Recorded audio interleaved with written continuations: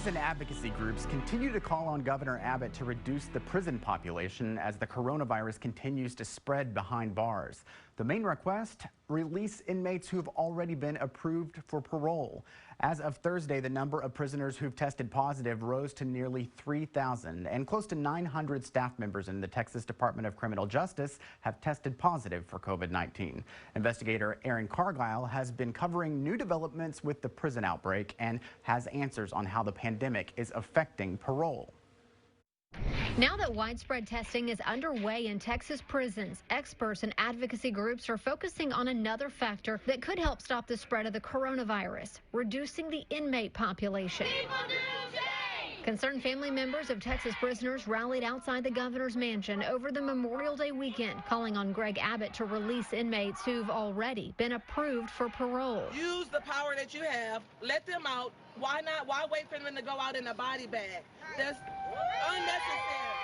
Parole releases have continued. House Republican and chairman of the House Corrections Committee, James White, says the prison population has gone down from about 140,000 to 133,000 since the pandemic began, due to parole releases and a freeze on taking inmates from county jails. We must start with the idea that parole is not a means to shorten sentences. It's not a means to undermine the decisions of thoughtful juries in counties of convictions. When someone is approved for parole, White says conditions are set, which include programming that must be completed before release. He says some of that programming has been delayed due to lockdowns at many units. Our understanding is that some of the programs are being done inside of people's cells through modules, meaning they're just doing paper and pencil types of learning exercises. Doug Smith with the Texas Criminal Justice Coalition, who was once incarcerated himself, would like the Board of Pardons and Paroles to rethink the release process.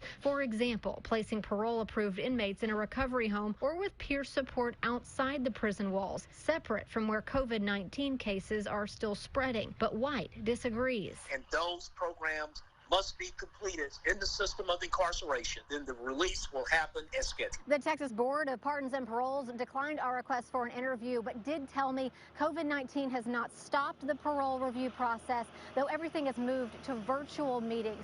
And they did not go into details about any delays with programming, though they did say it typically takes anywhere from 3 months to a year and a half for a parolee to complete programming before release.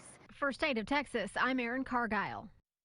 Thanks, Aaron. As of April, the board says about 11,000 prisoners were approved for parole. Representative White says 540 of them completed programming but have not been released yet due to not having a home plan.